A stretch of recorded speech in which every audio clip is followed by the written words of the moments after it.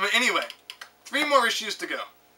Now this is where we're going to see things get a lot different. We're going to be moving on to issue 194. Okay. So this is right around the very end of the GameCube era.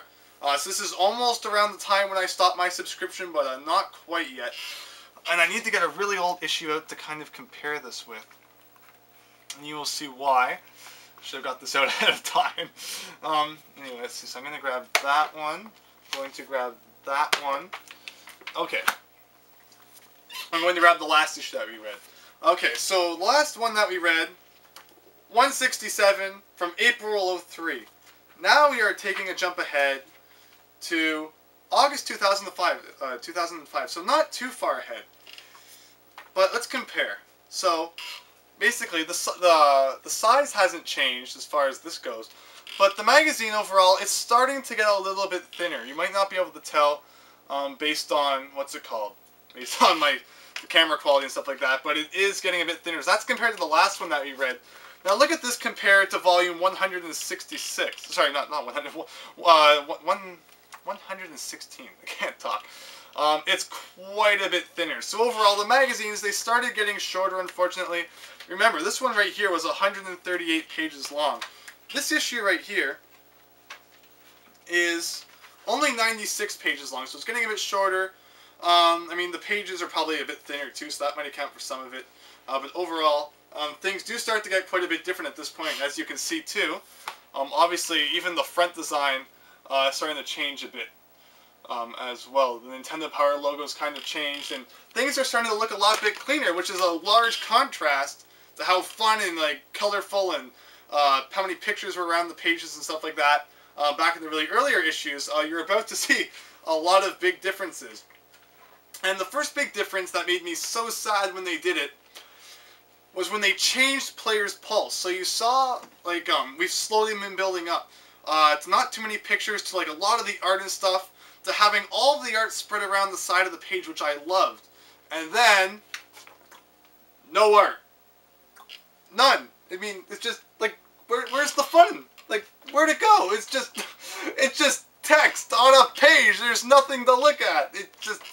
I hated that so much when they did that. And this is all my inner anger from when I was subscribed to them when they did it. And me, yelling at the book for hours on end because they took away the art. Sorry about that. I don't understand why. I mean, that's just the thing. I mean, Nintendo Power went from this thing.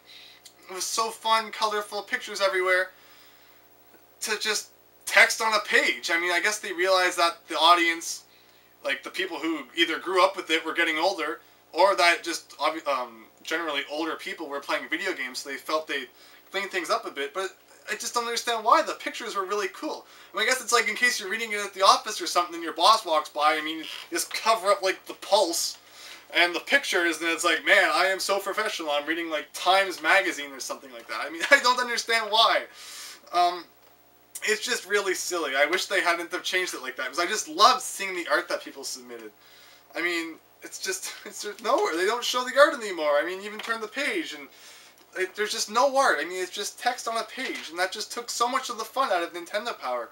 Just the way they started trying to clean things up. I didn't really like it. Anyways, then one of the next things you have is news. So instead of just, it's so showing you which games are coming out and stuff like that. It's giving you news on some upcoming games. So let's see here. Let's keep going. Yeah, so it's just pretty much, you have pictures and stuff, but still just a lot of blocks of text on white background. It's not always the most fun thing to read. Moving on to page 27. We will see the game forecast, of course. Still have some pretty nice posters and stuff like that coming with it, which is nice. I'm surprised they didn't take the posters out. But still, it's just, I didn't really like what they do. I like kind of the more colorful approach. I don't like now how everything's just black border, text inside, black on white with one different color around it. I don't know, this is just all my inner anger for that change coming out now. And yeah, so basically you have your Game Watch there. That's pretty much what the news was. The news is kind of like the Game Watch, and then at the end they put the Game Watch forecast. to show you just basically everything that's coming out eventually. Let's not drop the magazine. Let's see, skipping over to page 40, I believe, yes, page 40, we have E3 review. Now, of course, this is around the time when I got a computer, although I don't really know if E3 was that massively covered online yet. But this was where you got all your information about where all the new awesome stuff that was announced at E3. Like when it was coming out and stuff like that. Back when E3 was still good. I mean, man, remember when you could watch an E3, like, I guess not, I just kind of said you couldn't watch it online and stuff yet. But man, remember when E3 and good stuff was actually released at it? Unlike today, it's like you watch a press conference, it's like maybe something good's coming out. Oh, wait, never mind. It's Just Dance like 500. It's like, I miss when E3 was good. I really do. But overall, I mean, just showing all the new stuff that was coming out. That Game Boy Micro there and stuff like that. I love this quote right here. Let me read it to you. So, quote from Nintendo's president. There's no mystery to the I'm getting tongue-tied again. There is no mystery to the development of our core technology. When you turn the Revolution on and see the graphics, you will say, "Wow." I mean, just think about that. I mean, the Wii's graphics were so good. I mean, I know I was saying, wow. I mean, man, you have the Xbox 360 and PS3 who have like way better graphics, and then you have the Revolution, or the Wii. I'm calling it the Revolution, which had like pretty much GameCube graphics. I mean, I don't think I really said wow when I turned it on. I don't think I really noticed too much of a difference. I mean, to me, GameCube actually had really good graphics. I really like GameCube graphics. So I mean, Wii wasn't really that much of a change. But I mean, Wii was originally my only like current generation console. Then later I got a PlayStation 3. And I mean, it's just the graphics are incredible. But I mean, not to bring down the Wii. The Wii was still pretty cool at the time. Although it's too bad the game support kind of lacked in the end there. And then it shows the Game Boy Micro here with a picture of Reggie holding it over here. And it says down in small text, Game Boy Micro is shown actual size, but Reggie isn't almost. I mean, I thought Reggie was that big. I don't know. Anyway, then if we keep going on here, we will see. Oh yeah, I just want to see that picture there. Oh, really beta picture of New Super Mario Brothers. That's cool. I remember when New Super Mario Brothers was originally looking a lot different. All the blocks look different and stuff like that. You can probably still find pictures of it out there on the internet. And it even came with a kind of DVD thing I never actually opened, and it gives you an inside look. Actually, no, that's a lie. I did open it maybe once. Huh. And it lets you, gives you like an inside look and stuff on like trailers and stuff for the games they talked about that were announced at E3. Yeah, I think I'm losing my voice. But that's one of the main things, that DVD. Remember, I was talking about how back in the earlier issues, they didn't have things like trailers and stuff to kind of push the point home on the, about the games they were talking about. They had to put everything into their review to make it sound like the best game ever. So, I mean, this is around that point where there were trailers, and they could put a DVD in with it that would let you watch about the game, so the review didn't have to cover absolutely everything, and it could be like a little less in-depth since they knew you could go and watch a video that would kind of prove their points. Anyway, let's see. Page 56 here. Oh yeah, I like this section here, where they talk about Pokemon and stuff like that, and they really talk about how it's stood up all this time. And they talk about all of like the different merchandise and stuff like that. I mean, it does go to show that there still were interesting sections and stuff inside of the Pokemon, inside Nintendo Power and stuff like that. And they're also talking about, little thing fell out here, the World of Nintendo. It was just opening at the time, and I need to show this close up.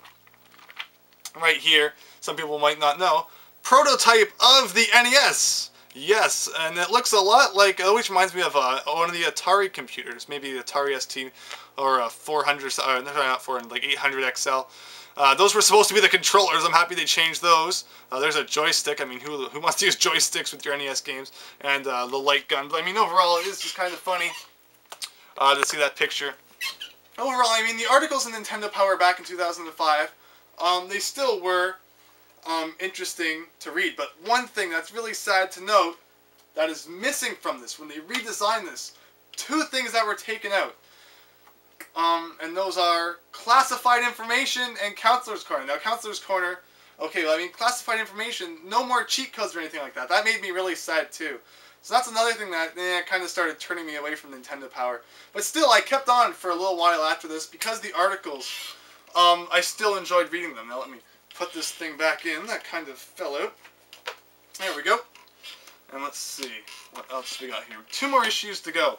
Although one of them I'm not going to be talking about too much. But one of the last issues I'm really going to go in depth with. And I mean, I'm really going to go in depth with this one. Man, but it was 37 minutes. That's so long. You know what? I think we're actually going to cut one more time now that I look at the time. Just because I probably should have cut before I went on to that last one, actually. Who knows, I might even end up doing some crazy thing where I kind of cut that in. This video is going to end up being really long. But before we move on, I'm going to do a massive wrap-up at the end. I think we're going to cut one last time before we look at really the last massive change that Nintendo Power went to.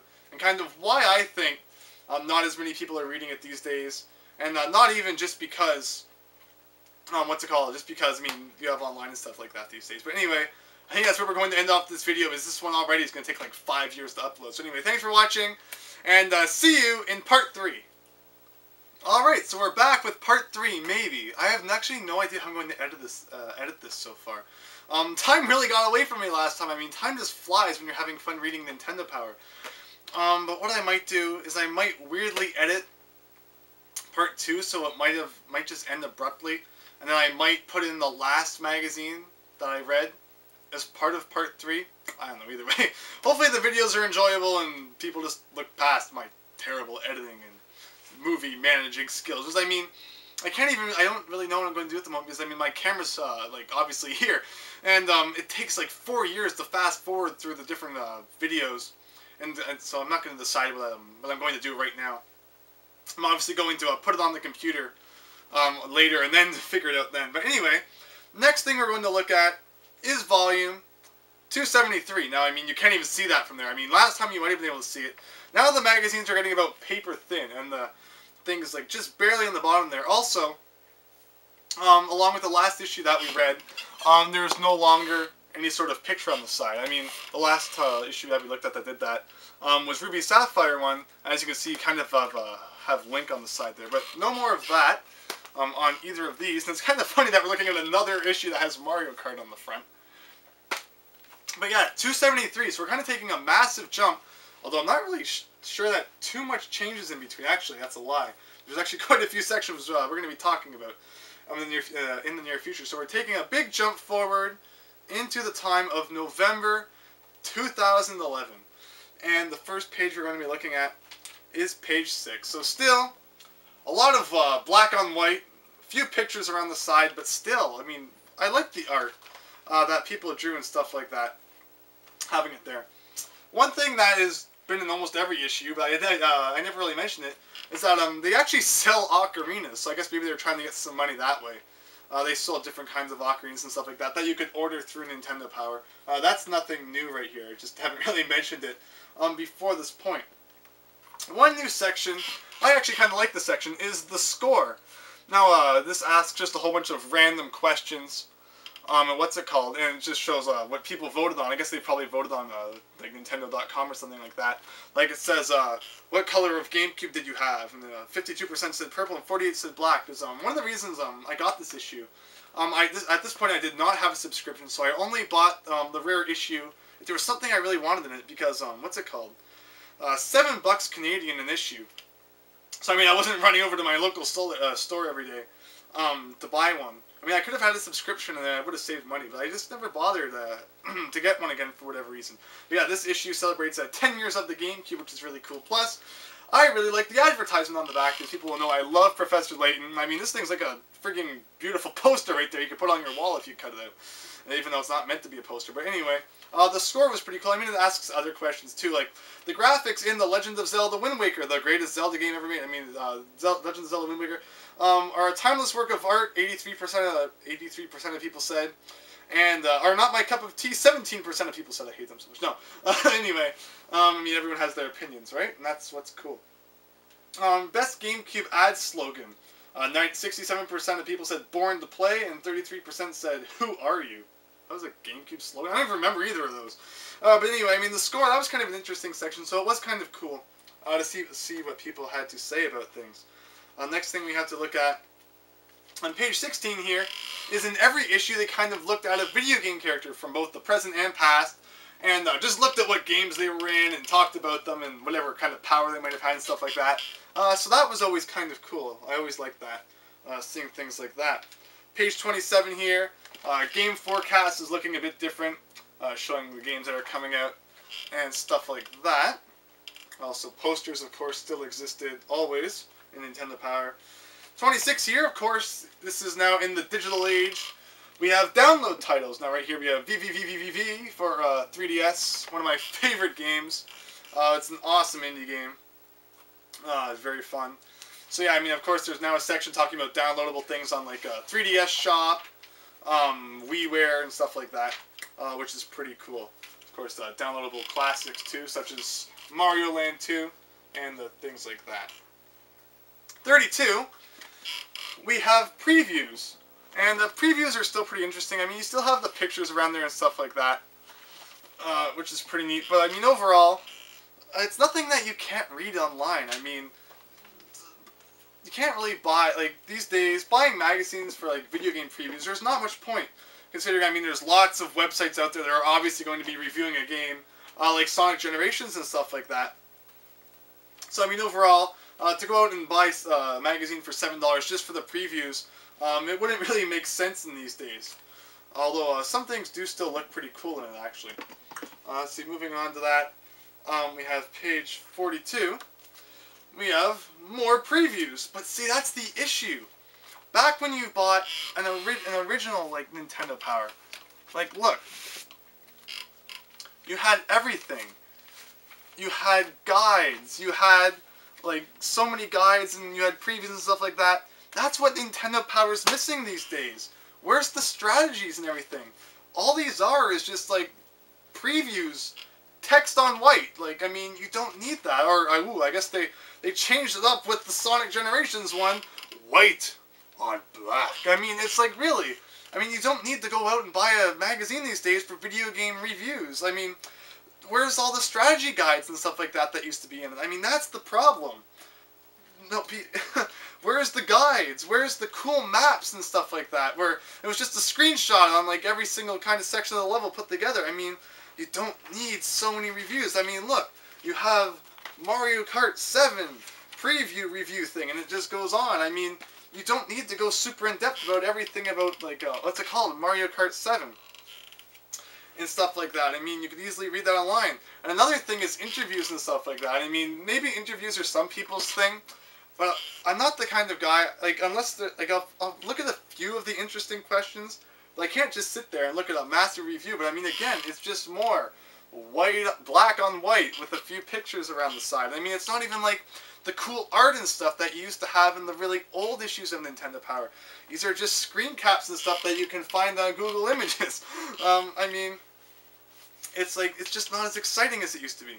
Although, I mean, it still did have a few interesting sections every now and then. Like, the reason I bought this issue, obviously, because Thinking Inside the Cube talks about the 25 best GameCube games, 25 Ikaruga, 24 Animal Crossing, 22 Legend of Zelda 4 Swords Adventures, 19 Donkey Kong Jungle Beat, 15 Luigi's Mansion, 14 Billy Hatcher, 13 Mario Kart Double Dash, 9 Paper Mario Thousand Year Door, 8 Pikmin, 7 Mario Sunshine, best Mario game ever, 5 Metroid Prime, 4 Melee, 3 not Twilight Princess. Wait, no, 3 is Twilight Princess. Aha, take that, Twilight Princess, Wind Waker beat you. And then number 1 is Resident Evil 4. Which kind of surprises me. It's not even a first-party game that they put as number 1. I mean, is Resident Evil 4 really like the best GameCube game? Don't attack me, but I actually haven't played Resident Evil 4, so I wouldn't know. But Wind Waker and Sunshine are tied as my number 1 favorite GameCube game, so I'm happy to see a Wind Waker up there. Right here, another section that was often added is where they look at game developers and stuff like that, and they interview them. But again, it's more interviews. I mean, it's like interview there, and interview there. I mean, unless it's someone who's made like a game I really love or something like that, just not the kind of section I'm like really excited to read through. Because I mean, look, it's just more black on white and accent like. Yeah, but I mean, it's just such a contrast. I mean, even when you read things back in like the really old issues of Nintendo Power, I mean, there aren't even that many issues where it's just like text, text, text, text with 2 pictures. I mean, like 75% of this page is pictures, and that is just so cool. But I mean, even in times where there was a lot of text like and stuff like that, I mean, the font was bigger, and I mean, like just it wasn't like such like a just like text fest, I guess. I don't know. I really don't know. I mean, even there, I mean, you have text, but I mean, there's like stuff going on. Yeah, but I mean, it's just so much text. It's like, yeah. I mean, I guess that's just like my problem. I mean, I'm sure everyone's not going to agree. I mean, it's fine. I know everyone has different opinions, but like I've said, like I've been saying, I just love it back when Nintendo Power, all the images, the art, the clutter and everything, it was just all added to the fun of reading it. But now it's just like, go get a novel or something. And another thing I don't understand, why does ESRB have advertisements? I mean, what do they gain by advertising in a magazine? I mean, like, I don't understand. I mean, it's not like it's a product. It's like, oh, ESRB, I'm going to go out and buy that right now. I mean, why are you advertising the rating system? I don't really understand that. But, I mean, it doesn't only happen once. It happens again, but this time it's teen. Ooh, so it's clever. And guess what? It even happens one more time with that guy. And guess what? To choose the games that, yeah, even the text is like circling him, so you can't even read it nicely. Like when I said I wanted the text to be fun, I didn't mean I had to like turn the page upside down to read it. To choose the games that were right for him, choose the games that were right for him. Okay, so he uses the ESRB to choose the games that were right for him. One day he'll use the ratings to decide what games his kids play. Yes, that's why every single 10-year-old kid today is playing the M-rated first-person shooter of choice. I mean, ratings, no one likes you. You're not doing anything good for anyone. Like, if there's a guy on the front holding a gun, okay, it's probably not appropriate for kids, but every parent out there is going to buy it for their kid anyway for some reason. But anyway, one cool kind of thing that later issues of Nintendo Power had is playback. And that kind of takes a look at a really old game from back in the past. I mean, all the issues we just looked through, where Yoshi's Island was the new thing, now in 2011, we're looking back at it and saying how much of a fun game it was. And I mean, even Star Tropics got featured in this, Star Tropics 1 and 2. So that was really cool. But yeah, it's kind of neat to look back at that and just see what they have to say about some of the older games. Although someone who didn't grow up with it might not really enjoy this section. I don't know. Let's see. I kind of haven't really referred to my notes for quite a while, as I kind of went off track. Let's see. Playback. Yeah, ESRB 69. What's on page 69? Yeah, previews of games and stuff like that, of course. But look, guess what? It's more black on white. I mean, obviously, if you want to read about Super Mario 3D Land, I mean, it is cool to read through, and they do put some interesting pictures and stuff around the side. But I mean, you could read this online. So I mean, the magazine, I mean, you didn't really have to go and buy it just for that. But still, I mean, there are some things that are still interesting to read, and I'll admit that this Super Mario 3D Land review is one of them, even though it is just black on white. But I mean, it's just the interviews and stuff. I mean, this does not interest me. This massive page on text does not interest me. I don't know. Everyone's going to be yelling at me saying, that interview, I read it back in November of 2011, and it was the most inspiring thing I have ever read since Shakespeare. Whatever. Anyway, let's see. Page 88.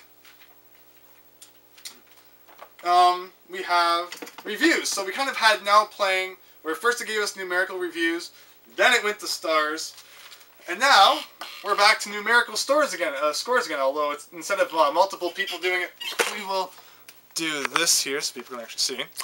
We're back to just kind of like one main review. And don't forget, it gives the rating on the side, so when you plan to go out and buy Green Lantern Rise of the Manhunters, you know it's rated everyone 10 and plus, which is just great. And I always forget to switch it back, so now I get to look all blurry when I sit back down on the couch. There we go. And let's see what else we got here. I want to talk about the previews. And 90. One actually cool section I really like about the old one is community, and that's where it looks at stuff that, like, obviously the community has done, like fans of games, like making your own Legend of Zelda chess set and stuff like that, or pictures you took with your AR cards, like putting Mario in crazy places, art that people have drawn, neat things that people have made, and even cosplays too. Video game cosplays people have done. So actually, it's actually kind of cool to read those things. But yeah, overall, that's pretty much what Nintendo Power looked like in the end. This is November 2011.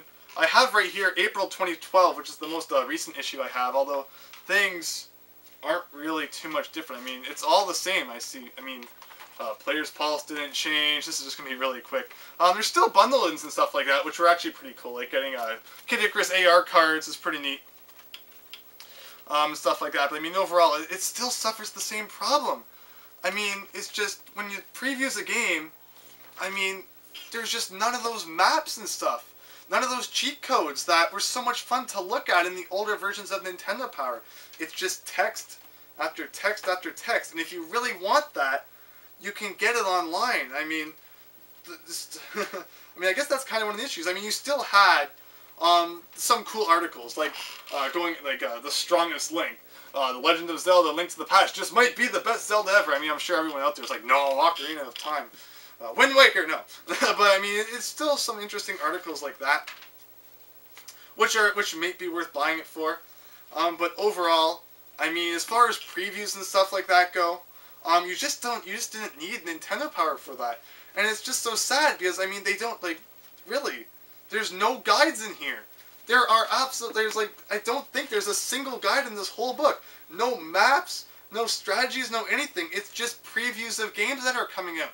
And that's not why people bought Nintendo Power back in the day. They wanted video game news, but they also wanted the cool guides and stuff to help them beat their game. But I mean, in the day and age where games got more complicated and stuff like that, I mean, guides slowly faded out. I mean, that was like Nintendo Power's main point. So ultimately, I think that's why not as many people want them anymore. People don't want all the previews and the reviews and stuff like that because there's so many sites out there giving that stuff out for free. And I mean, without the guides and stuff like that that people used to love and like even need back in the day, the fact that they just don't have that anymore and it's just black on white after black on white, that's why people stopped buying Nintendo Power. And that is sadly why they are ending and going, it will be no more. It is a shame, but I mean, most of the people who are saying it's really sad are the people who read it back in the day, back when there were the guides, there were the maps, there was the cool art, there was the previews, but it wasn't like just black on white drilling it into your head. I mean, it was cool, and I mean, it wasn't easily accessible all around the internet like it is today. I mean, so it is really sad in that sense that Nintendo Power is leaving, but at the same time, aside from the odd kind of cool article about the GameCube or Zelda or things like that, overall, not too much of a reason for people to buy it these days, I guess. So, I mean, it's sad, but time to move on, I guess, and read your video game news on the internet, which brings to the point, I mean, I don't really know how too many people read other magazines out there, too, because, I mean, it's the same thing. It's just game reviews after game reviews. No one really does the whole strategy thing these days. If you want a strategy, if you want help beating a game, you'll just go buy the strategy guide. So, overall, how any, like, game magazine really, I mean, if Nintendo Power can't survive, I have no idea how other things survive. Or it's just review of first-person shooter number 762. I mean, I guess people are still buying that, or the company aren't making a profit, but they still feel like making the magazine for some reason. But anyway, that is my massive look at Nintendo Power, and I really hope that you enjoyed. Like, thank you so much if you watched all 3 parts. I really appreciate it. And I really hope you enjoyed that super in-depth look at how Nintendo Power has changed. All the way back from its first anniversary, all of the way to pretty much how it is today. I really hope that you enjoyed that. I hope it gave people an insight on just how different things became and on why people probably aren't buying the magazine today as opposed to why everyone wanted it 20 years ago. It really is sad. But with the electronic age and everything being on tablets and computers and laptops and your iPhone these days. I mean, freaking phones. 20 years ago, people wouldn't have ever dreamt of having so much information on your phone so you can take it anywhere. But I mean, that's just the way things worked out. So it's sad, but It's the way things went. And overall, I can just see every kind of paperwork thing, like books and everything, is kind of going digital, and we're seeing a lot less books and stuff in the future. So yes, Nintendo Power, we love you. We will miss you. Because even though, I mean, it's still fun just kind of going to the store and saying, yeah, even though I'm not going to buy you, it's cool to know that you exist. But I mean, I guess that's just the way things go. I mean, I keep saying that because, I mean, I don't want to end this video off. Because, I mean, I've really enjoyed looking through all these issues of Nintendo Power and just sharing some of my favorite memories of Nintendo Power and showing some of the cool things they used to have. And even the later issues. I mean, I'm not saying that the later Nintendo Power was bad by any means. I mean, I'm not saying this is like the biggest pile of dog do. I mean, it's still fun to read through, but compared to like the issues that came out back in the 90s, there's nothing. They can't compare to the 90s issues because they were just so much better. But that's not to say that the issues from the most recent ones, they're not bad, but I just don't get the same enjoyment out of reading them as I did the old ones. And I believe that's the moral of the story for today. So wow. I think I've talked about just about everything I want to. So again, I really hope you enjoyed. Thank you so much for watching. Hopefully all these videos get uploaded okay. Who knows? I mean, they're going to be so long. And YouTube hates me and my internet hates me. But hopefully everything works out well in the end. So thanks a lot for watching. Really hope you enjoyed. Share all your memories with Nintendo Power down in the comments. Or if you're from another region like Nintendo Magazine and stuff like that over in Europe. I actually do have one issue of that. Should have showed it just for fun. Although, I mean, I think things are long enough for now. And I think I've lost enough of my voice to kind of indicate that my job here is done. So thanks for watching. Hope you enjoyed. And see you later for something different. Nintendo Power, we will miss you. You've been good to us over the last 20 or so years. So thanks.